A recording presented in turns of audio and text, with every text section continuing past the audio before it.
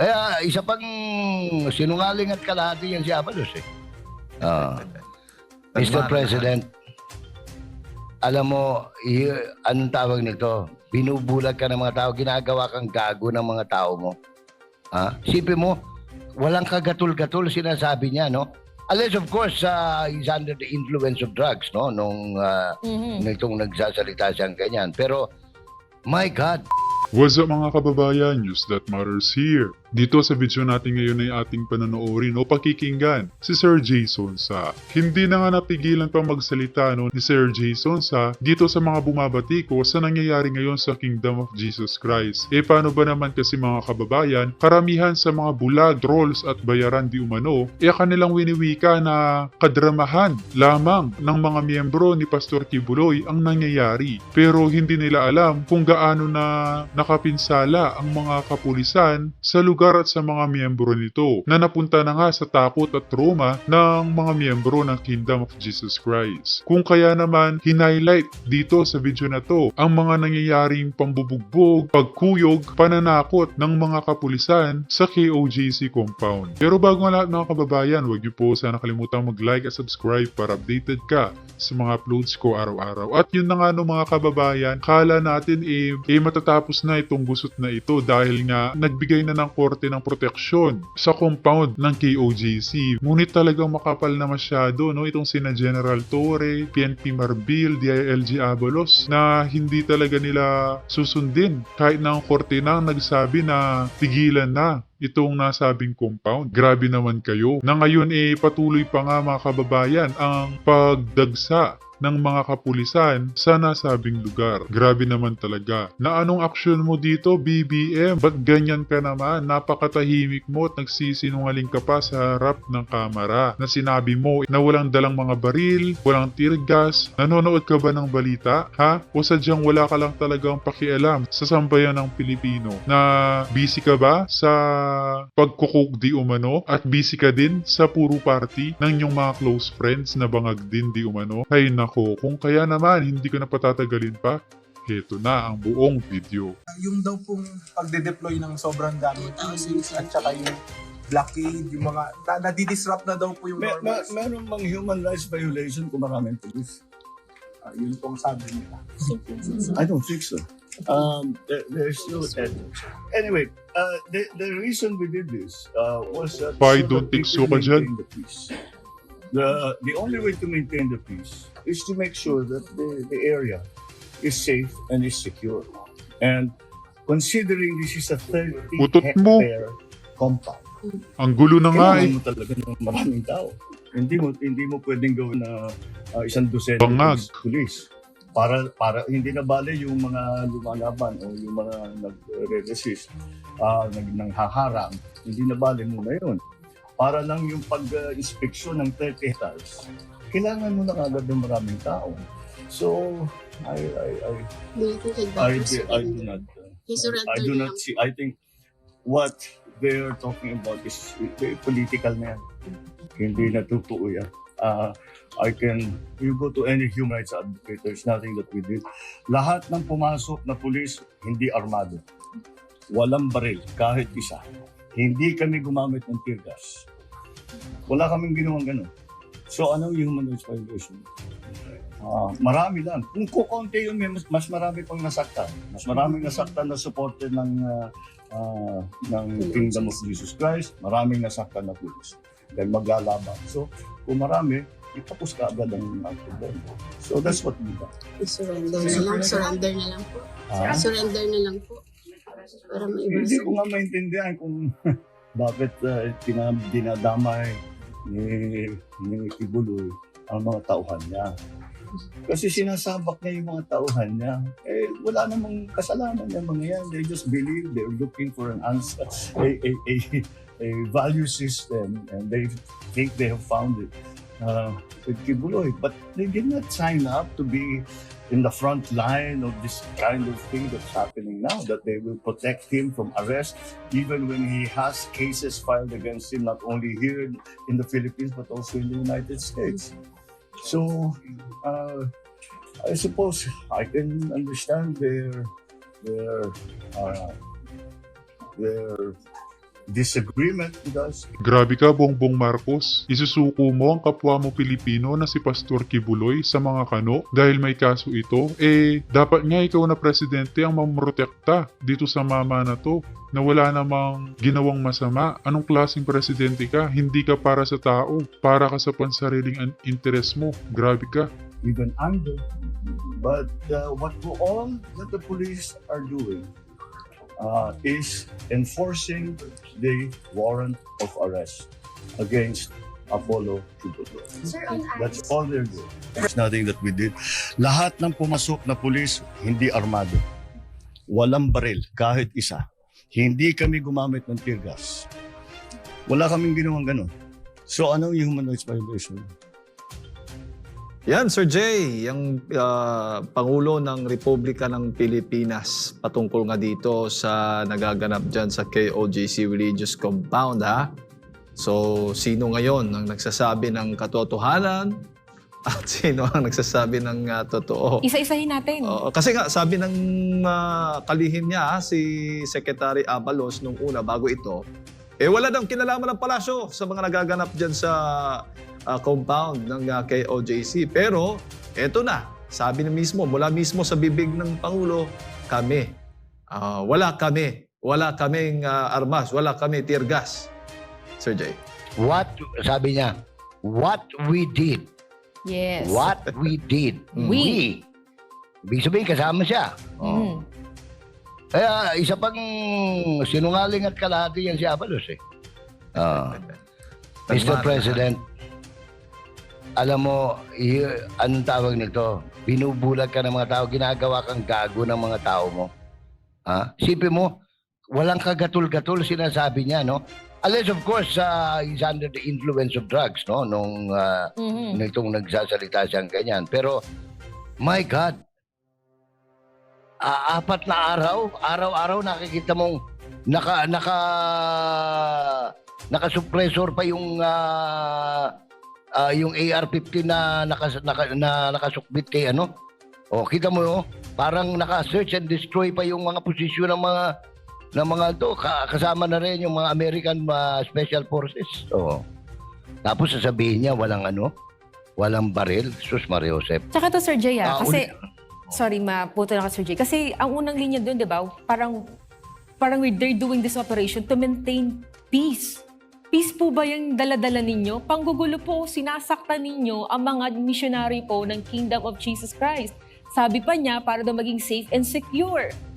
Hindi nga po safe and secure ang mga misyonaryo po. Gustong-gusto na po nilang umalis sa mga pulis kasi nga, threatened po ang aming buhay dyan. Meron kayong mga dalang armas, hindi namin kayo kilala, libo-libo kayo, papasok kayo, dedesecrate nyo ang holy grounds ng aming tahanan. Mr. Marcos, Bongbong Marcos Jr., come to your senses.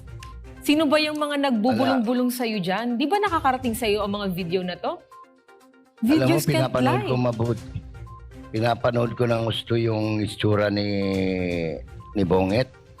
Sabi ko, grabe ito, malala na ito, wala na sa hulog itong mamang ito. Kailangan pa doktor ka na, sir. Kawawa ka, kawawa yung bansa. Di bali sana kung ikaw lang eh. Nadadama yung buong bansa eh. Yes, and Sir Jay, dagdag ko lang kasi siya mismo in-acknowledge niya. Sabi niya, kung marami daw yung police doon, kumbaga ba yung proportionality, talagang maglalaban-laban. Kaya nahihilo din ako sa statement niya.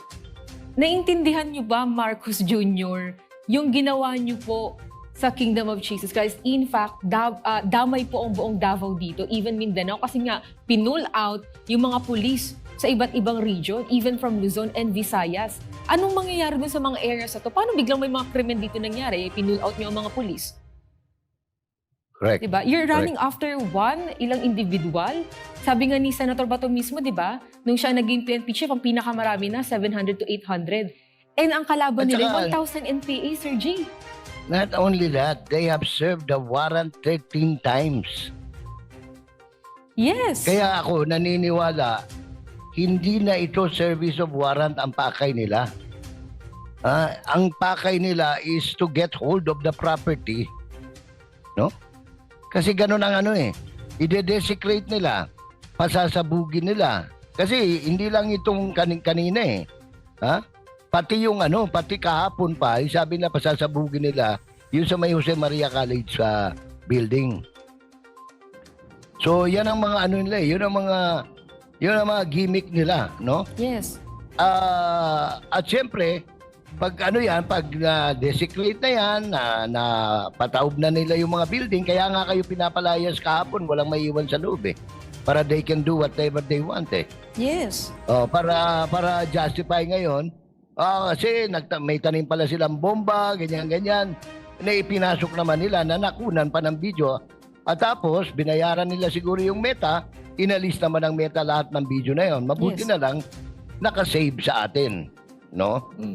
Nakasave sa SMNI. Oh. Ang tanong natin dito, Sir Jay, kung ano kaya ang anggulo ng media pagdating dito sa kasinungalingan ni Bongbong Marcos Jr. We're waiting. Ay, marami ng pinanunod ko yung mainstream media, lahat sila. Wala rin sa katinuan, no? Oh. Yun talaga yung ano natin. Sir Kaya Jay, reaction yan ng mga... Tapos makakakita ka ng mga anchor katulad ni Noli De Castro sa istasyon ni Romualdez, no, doon sa teleradyo. Nabili na ni Romualdez yun eh. Pagkatapos, pag pumunta ka sa DCWB, sa GTV, makikita mo nalulungkot ako para sa batang ito, si Subel Reyes, no? Na akala mo kung sino makapanglait ka sa ibang mga religious leaders, I'm sad, no? Arang-araw yun nung dinisperse nila. Ayan. Dinisperse nila yung pakiulit nga yan. kalsada. Paulit natin yan para makita ni Mr. Marcos. Makita ni Bonget. Pulakay. Ayan, tingnan mo. Walang human rights violation. Tingnan mo yung pulis mo. Kasing hayop na pananalita mo yung paa niya. And we really hope, Sir G, na dahil na nakatutok na rin ng mga media dyan sa compound natin, ilabas niyo po ito, pinapakita namin sa inyo ang totoong nangyari. Nandiyan yung mga taga-TV5, taga-GMA. Yan. Pinadala nyo ba yan sa sa Manila offices ninyo, sa network ninyo? Sir Jay. Bakit hindi nyo pinapadala? Nasa labas naman yan. Hindi naman kinakailangan pumasok sa KOJC compound. Did you even report that?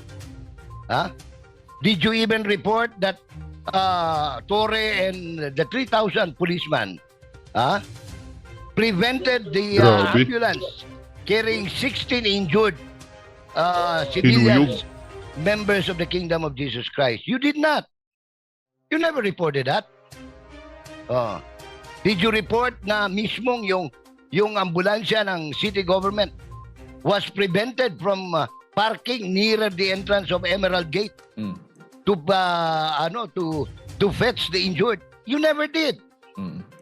Kaya hindi mo masisi ngayon yung mga miyembro ng Kingdom na may nanakit sa inyo. Wala silang galit sa inyo. I'm sure wala silang galit. Pero may nanakit sila. That's why they call you bias.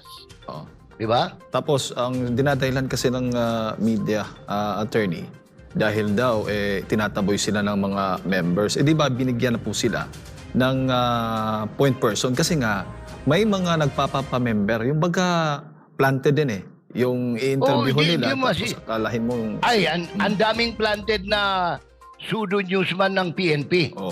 Ang dami. Nakita ko yung iba eh. Tapos naka-media, tapos alam ko naman, pulis sa Davao del Sur yun. Pulis sa Davao City. Kaya hindi mo masisi na maging... Tapos sasabihin ng mga bulag, ng mga bayaran, ng mga trolls na puro drama di umano ang mga miyembro ng Kingdom of Jesus Christ. Huwag sana dumating sa punto na magsisi kayo sa sinabi nyo sapagkat mararanasan nyo o ng inyong mga anak ang ganitong pangyayari. Tandaan nyo, bilog ang mundo. Anong tawag ito? Maging stricto yung KOJC sa pagpapapasok. Totoo po. Ng mga may ID ng media. Hindi naman lahat. Pero sabi ko nga, marami ka naman pwedeng gawing istorya without you. Anong tawag nito? Sabi ko nga ako, nandyan, ang tagal ko sa Davao bilang newsman. Ako pa nagpapakape kay Mayor Santos noon. Kasi ganyan yan. Hindi Huwag tayong maging balat sibuyas, huwag tayong maging akala mo, kuwan tayo, bida tayo. Walang bida rito sa mundong ito. Yes. Oh. Walang bida. Oh, Sir Jay, may naalala lang ako kasi dati, nung si Pastor Open pa siya talaga, no, open niya talaga siya mag-invite ng media before, nagpapasyal sila dyan sa mga religious compound namin, and yet, iba yung storya pag lumabas.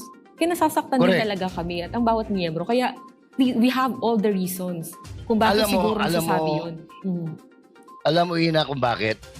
Kasi halimbawa ako, Katoliko. Katoliko ako, newsman ako. Nagbibigay ako ng tithings ng abuloy sa misa, sa offering, love offering. May nakita ba akong improvement? Tapos papasok ako sa loob ng Kingdom of Jesus Christ, makikita ko, anong tawag to? The loans are well manicured.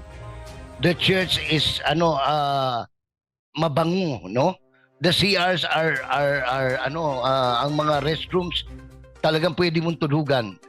May kasamang inggit yan eh. May kasamang yan. Grabe ito. So, nagre-rebel siya by not reporting what he sees or what she sees. Kasi nga, limbawa, iglesia siya, o MCGI siya, o Foursquare siya, o Baptist siya. Wala siya nakikitang ganyan. O, makikita niya, pag nakita mo yung cathedral, o, limbawa, saan ka naman nakakita, ha? Ako nakita ko, bilang newsman sa Davao, nakita ko simula nung 1980s, early 80s, yung kapilya sa Arc Castillo, doon nagsimula. Si Pastor, binibiro ko nga siya. Ako saludo ako sa iyo, ako, Brad. Isipin mo, gawali ka, bisag unom ra kabuok ang naminaw sa imo, ha? O, ang nakikinig sa iyo. And then it grew up, lumaki ng lumaki. Nakita ko rin, saksi rin ako, paano nagsimula yung kingdom na yan dyan sa baba. Diyan sa kung saan nangyayari yung pinagbabalita natin ngayon. Kugunan pa yan, ha? Pagkatapos mano-manong nagmamasa yung mga miyembro, yung mga volunteers para maitayo yung mga gusali riyan. Ayan po, nakikita nyo. Pagkatapos itong animal na tore, pasasabugin niya, ay maghahalo ang balat sa tinalupan kung sa amin yan nangyari. Oo. Yan, ganyan ang simula.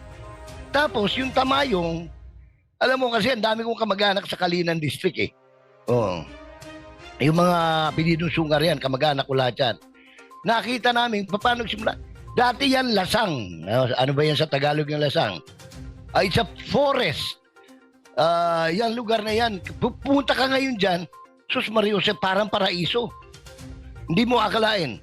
Ako, nung makita ko yan, after so many years, dahil nag-retire na ako, bumalik ako, nadalaw ako, dyan lang sa labas, hindi pa sa loob. Sabi ko, insan, grabe ito, nung anong araw, ano lang tayo rito, dyan kami dumada, nangangabayo, tapos ngayon parang paraiso na-develop na ng gusto ng Kingdom of Jesus Christ. Yes. Oh. Sir Jay? Yes. Oo, di ba kanina naalala mo, narinig mo, may nagtanong, ano ba itong cathedral na sinasabi na papasabugin? Ayan po, mga kababayan, yun pong natunghayan na Sir Jay, Ina, yung KOJC Cathedral. Magmula sa simula, no? Maganda pagkagawa. I hope yung nagtatanong kanina, pero bibigyan ko lang sila ng perspective, yung mga hindi pa nakadalaw dyan. Ang equivalent niyan, kumbaga sa Katoliko, Vatican, Yes. no? Pag pumunta ka sa St. Peter's Cathedral, dun sa Vatican, yan ang equivalent yan. Equivalent yan ng Mecca, no? Pag ikay nagpunta sa Middle East para sa mga kapatid nating Muslim. Ganun din sa iba pang mga religion. Meron silang, ako sa totoo lang, ito sasabihin ko sa iyo, Jed. Every time I get into a place of worship, regardless of the denomination, no? Yung tumitindig ang balahibo ko eh. Nakapasok ako sa sentral ng Iglesia ni Cristo. Ang nasa isip ko kasi, tahanan ng Diyos yan, no? Nagpunta ako sa Vatican, sa St. Peter. Nadama ko rin yan, no? Nadama ko. That's why the first time na nakapasok ako dyan sa cathedral ng Kingdom Nation, talagang yung unang-una, panahon yun na meron kayong activity dyan na yung binibigyan nyo, you treat the children.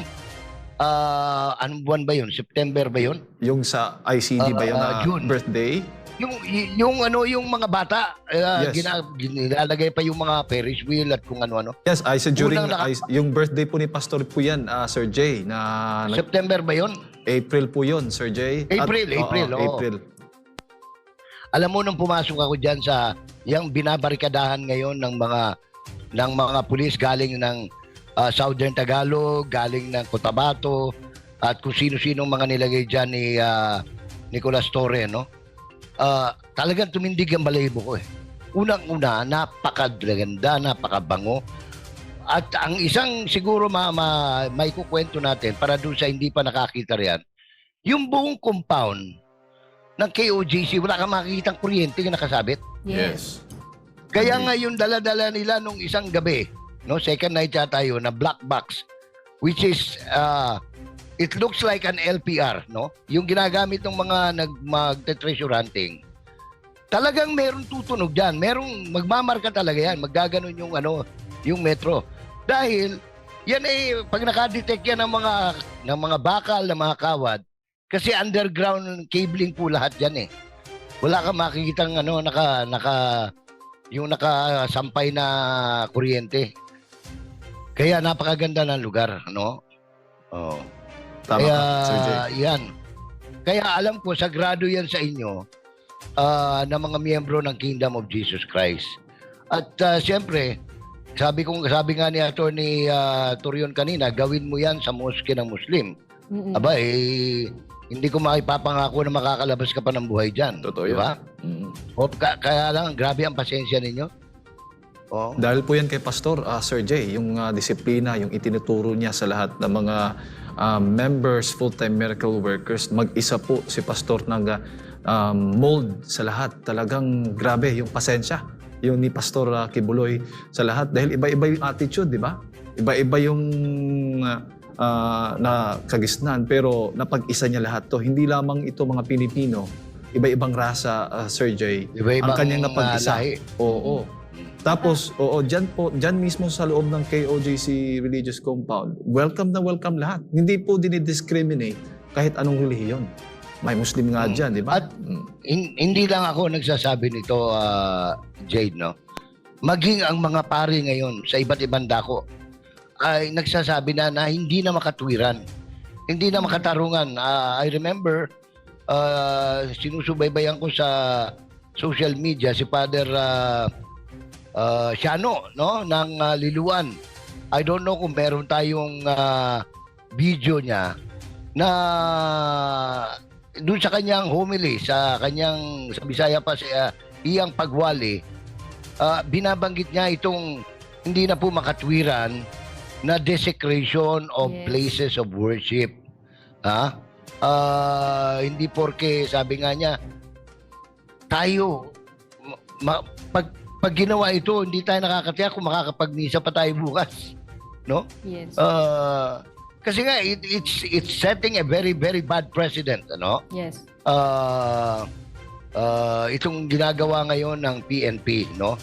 I hope this is not the entirety of the culture obtaining now within the Philippine National Police. I hope this is just an isolated case because kung ito na po ang kultura ngayon sa PNP, isusumpa mo talaga ang Philippine National Police. And ayaw kong gawin yan, no? Kung ito ay kung paniniwalaan natin yung pambobola ni Mr. Abalos na ito'y sariling diskarte lang ni Marbil at saka ni Torre na hindi naman natin pinapaniwala dahil mismong presidente na nga nagsabi kagabi na wala kaming, ibig sabihin kasama siya, no? Dito sa planong ito, dito sa nangyayari ito, may bindisyon siya na pangahamak, pandarahas, panlulupig, pang-aabuso. Nakakalungkot, no? Kasi imagine mo, nakita ng buong mundo kung ano nangyayari dyan sa Davao City, and yet, yung presidente wala siya nakita. At yung sinasabi niya, wala daw ni isang pulis na may dalang armas. Sus Maria Josep. Oh, wala daw pang-aabuso. Oh, nakita nyo ha, isa lang ang dadakpin, 12 ang magtutulong-tulungan. Oh. Tapos sisipain pa nung isa. Oh. Yes. Oh. Sir, going Tapos back lang. pagbabae. Yes. Dito sa desecration, no, para din po mas maunawaan no, ng ating mga kababayan, kahit di sila taga-kingdom, na yung cathedral po, actually every part po ng aming religious compound, no, it symbolizes po our unity and faith po, our love, no, how pastor really molded us. Kahit po yung mga bumibisita sa amin, yun din po yung nanonotice nila. Isa po nga sa dahilan niya, no, sinasabi po, wala rin po kasi unang korupsyon. Diba? Kasi mga komento Wala. po kung nababasa ngayon, no, sabi nila, bakit kami, nagbibigay naman kami sa aming simbahan, hindi ganyan kagaganda po ang kanilang mga lugar. Nakita rin po sila ng footage na pinapasok po yung mga grabe ang quarters. Ang gaganda po. Oh, Mhm. example kasi dyan, Ina, Mhm. grabe ang corruption sa Vatican, sa Catholic Church. Kaya walang ganyan. Oh, ako, ilang beses ako, nung ako active pa, malakas pa akong kumita. Tinulungan ko yan sila Father Merlo Lemire. Magtayo ng mga simbahan dyan sa Quezon City. Kasi nga, kung iaasa mo simbahan ng bilyonaryo naman, tapos sinabi niya, bakit wala sila? Ay, ini-invest. Tanong nyo, sino may pinakamalaking peace pen sa Laguna de Bay? Roman Catholic Church, Diocese of Manila. Oh. Saan ang pera nyo? Nasa bangko. Nasa PPI, nasa Union Bank. Oh. Nasa, anong tawag nito? Iba't iba. Oh. Tsaka Sir Jay, grabe kasi yung vision ni Pastor. As in, talagang expansion lagi. Parang ma-feel talaga namin yung blessed life namin. Because ganun po yung vision ng aming leader, ganun po yung vision sa amin ni Pastor. Kailangan excellent ang lahat, sa lahat ng aspeto ng aming buhay, mula sa spiritual hanggang sa physical. And it really manifested, no? Nakita niyo rin po ang glory mountain. Nakakaano nga kahit na pagsimba lang ninyo lahat nakabihis pag humaharap sa Diyos. Yes. Diba? Bihis na bihis. Pumunta ka sa mandami dyan, prosesyon. Prosesyon ng, anong tawag nito, ng Holy Week. May mga naka-shorts, may mga naka-backless, may naka-braless. Sa inyo, hindi pwede yan, ganyan Yes, bawal na bawal po. Talagang kinakailangan, pag humarap ka, pag pumasok ka sa place of worship ninyo, kahit na nga hindi place of worship ninyo, yun lang, nakita ko yung video ninyo ng, kasi ako mahilig ako sa praise and worship Noong February, kung di ako nagkakamali, dyan sa Uyo, abay, kako talagang maluluha ka, especially when the songs and the praises are delivered with utmost sincerity and surrender. Mhm. Parang ano yan iba na